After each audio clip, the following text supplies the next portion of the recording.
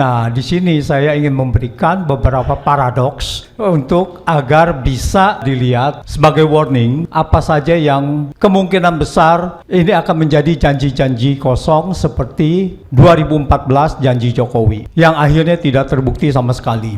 Jadi di sini adalah pelanggaran-pelanggaran kartel, monopoli, dan ini dibiarkan. Jadi yang tadi pelanggaran itu bukan hanya pelanggaran di dalam etik, di dalam pemberian konsesi, tetapi pelanggaran terhadap undang-undang.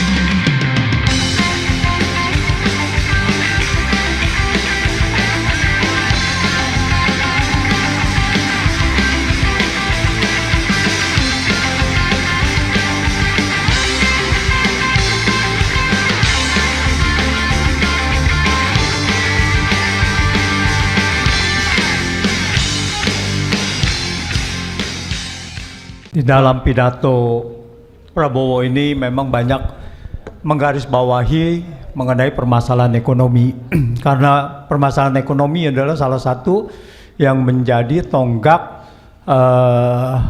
atau hasil dari pemerintahan ini. Jadi ada beberapa catatan di sini, yaitu Prabowo sendiri menyebutkan mengenai kemiskinan, bagaimana memberantas kemiskinan, lalu kemudian memberantas korupsi yang menyebabkan kemiskinan itu. Dan untuk itu diperlukan penegakan hukum ya yang berkeadilan. Dan secara ekonomi untuk memberantas kemiskinan, keadilan, maka diperlukan pertumbuhan ekonomi 8%. Yang tidak kalah pentingnya yaitu ada dua hal, menggarisbawahi swasembada pangan dan swasembada energi. Kalau kita lihat poin ini sangat banyak.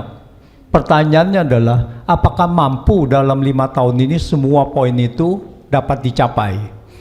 Nah, di sini saya ingin memberikan beberapa paradoks untuk agar bisa dilihat sebagai warning apa saja yang kemungkinan besar ini akan menjadi janji-janji kosong seperti 2014 janji Jokowi yang akhirnya tidak terbukti sama sekali. Dan kemudian pemberantasan korupsi, kita lihat bagaimana mau memberantas korupsi kalau kita lihat susunan kabinetnya dan terindikasi banyak orang-orang bermasalah di situ. Nah, di sini kita lihat bahwa sepertinya campur tangan Jokowi ini sangat kuat di penentuan ini, di penentuan kabinet. Jadi banyak yang mengatakan bahwa ya, apakah ini kabinet sementara? Lalu Rocky Gerung juga mengatakan bahwa dalam 2-3 minggu ini akan terjadi reshuffle, atau bisa juga ini akan menjadi permanen. Tetapi permasalahan dengan susunan kabinet ini berarti ada kabinet-kabinet baru, kabinet-kabinet yang dimekarkan. Tapi undang-undang APBN-nya sudah disahkan pada akhir tahun yang sekarang ini, pada Oktober untuk 2025. Artinya kabinet di 2025 yang sekian menteri ini tidak akan berjalan karena mereka tidak ada anggarannya.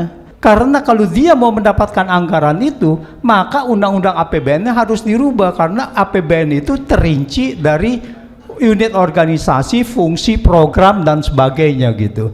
Jadi kalau kita lihat ada beberapa kementerian yang nanti tidak ada anggaran atau dia harus numpang di kementerian yang lain, dan itu sampai undang-undang APBN itu dirubah. Jadi kita ingat bahwa pada saat itu ada ketua otorita dan wakil otorita atau semua jajarannya itu tidak dibayar ya gajinya. Karena apa?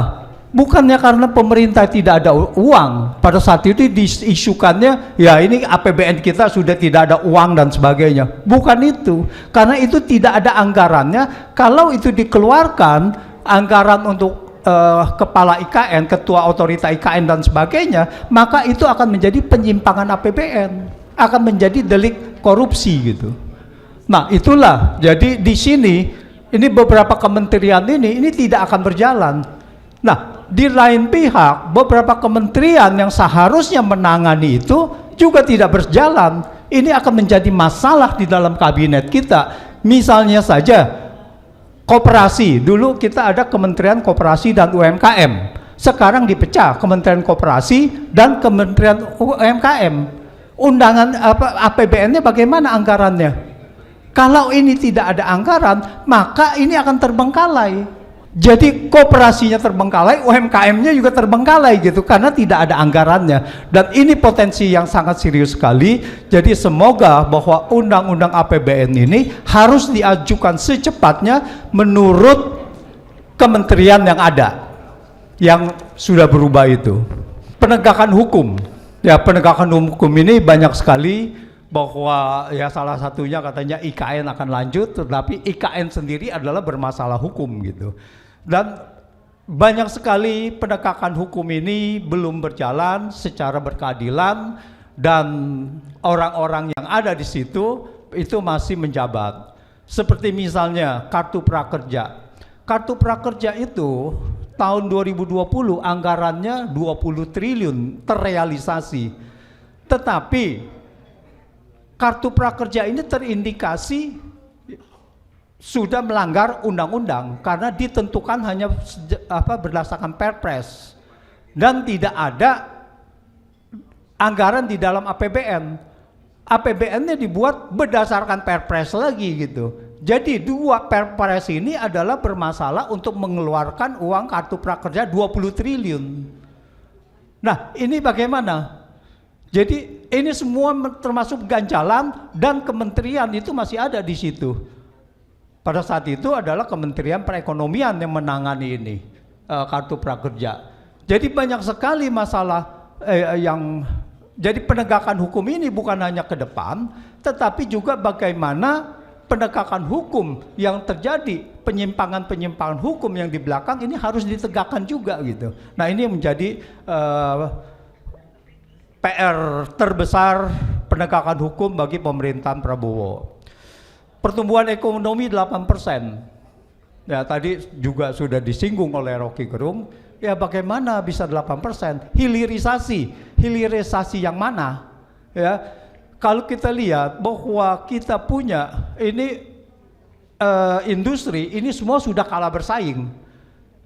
Industri baja saja dengan infrastruktur pembangunan infrastruktur yang begitu besar, tetapi kita punya Krakatau Steel sangat ya malah rugi ya di situ. Jadi kalah bersaing sama import steel baja dari China itu naik sekian %. Jadi ini tidak bisa diandalkan untuk daya saing itu. Jadi mau hilirisasi apa? Kalau di hulunya sendiri kita sudah kalah bersaing. Environmental ethics. Jadi kalau kita bilang ini mengenai pemberian nikel, izin-izin dan sebagainya ditambang yang tadi diindikasikan ada KKN, kolusi, nepotisme, dan ini juga didiamkan. Nah, ini masalahnya. Jadi di sini adalah pelanggaran-pelanggaran kartel, monopoli, dan ini dibiarkan. Jadi yang tadi pelanggaran itu bukan hanya pelanggaran di dalam etik, di dalam pemberian konsesi, tetapi pelanggaran terhadap undang-undang. Nah, ini yang lebih serius daripada environmentally ethics tadi gitu. Dan itu dibiarkan. Nah, kembali kepada pertumbuhan 8%, hilirisasi ini ya cuman satu kita dengar bahwa ini adalah hilirisasi. Hilirisasi yang apa? Garment sudah semakin terburuk. Sritex sekarang ini sudah dinyatakan pilot. Nah, begitu Sritex pilot, ini ada isu untuk bailout. Nah, kita tahu ini akan melanggar Undang-Undang Keuangan Negara. Karena apa? Karena pemerintah atau negara tidak boleh mencampuri keuangan dari swasta, dari perusahaan. Dan ini mau di bailout dengan apa? mekanismenya. Nah, di sini adalah pelanggaran ke Undang-Undang Keuangan Negara. Sritex ini sudah dipilotkan pada waktu zaman masih Presiden Jokowi. Tetapi kemudian sekarang ini itu waktu di bailout dicicil menjadi 12 tahun dan ternyata gagal bayar lagi dan karena itu langsung bisa dipilotkan. Nah, jadi tidak ada alasan bahwa pemerintah bisa bailout Sritex. Pemerintah mau bailout BUMN saja harus approval dari DPR. Harus ada penyertaan modal negara dari DPR. Jadi bagaimana pemerintah bisa memberikan talangan atau bailout atau apapun itu kepada swasta? Itu sudah tidak dimungkinkan. Tetapi suara-suara itu ada gitu dan itu disuarakan oleh pemerintah gitu. Nah ini paradoksnya. Ya, swasembada energi. Swasembada energi ini saya khawatir hanya bicara saja karena faktanya ini agak ada terlalu sulit. Kita mau pakai apa? Mau pakai dari biodegradable dari Dari sawit atau katanya singkong dan sebagainya. Itu prosesnya itu akan lebih mahal dari fosil. Pertama, siapa yang harus menanggung itu? Berarti kita harus menanggung subsidi lagi. Apakah pemerintah mampu? Apa pemerintah berkomitmen untuk memberikan subsidi itu? Yang paling bagus tentu saja bahwa bioenergi itu mau bioetanol atau biodiesel itu disubstitusi sebetulnya kalau di luar negeri di negara Eropa, Amerika, yaitu memakai tenaga angin atau solar ya. Itu yang benar-benar continue. Tetapi di sini adalah terlalu mahal sekali. Sekali lagi, apakah pemerintah bisa memberikan subsidi dan siapa yang akan menginvestasi di situ, apakah BUMN, apakah swasta, dan kalau swasta apakah akan ditanggung 100%, dibeli 100% oleh pemerintah dan sebagainya. Dan kita tahu bahwa APBN kita saat ini adalah tidak mampu untuk menyerap subsidi itu. Sedangkan kalau kita lihat bahwa kebijakan dari presiden ini yang akan datang juga dalam 5 tahun yang akan datang, ini akan mengurangi subsidi. Dan ini adalah paradoks dari pemberantasan kemiskinan itu. Mengurangi subsidi juga akan bertolak belakang dengan swasembada tadi, swasembada pangan atau swasembada energi. Jadi kalau kita lihat kesimpulannya di sini adalah bahwa masih banyak PR yang harus dikerjakan agar ini semua bisa terrealisasi dan mungkin FDA, Forum Tanah Air ini bisa memberikan masukan-masukan konstruktif kepada pemerintahan yang akan datang. Terima kasih.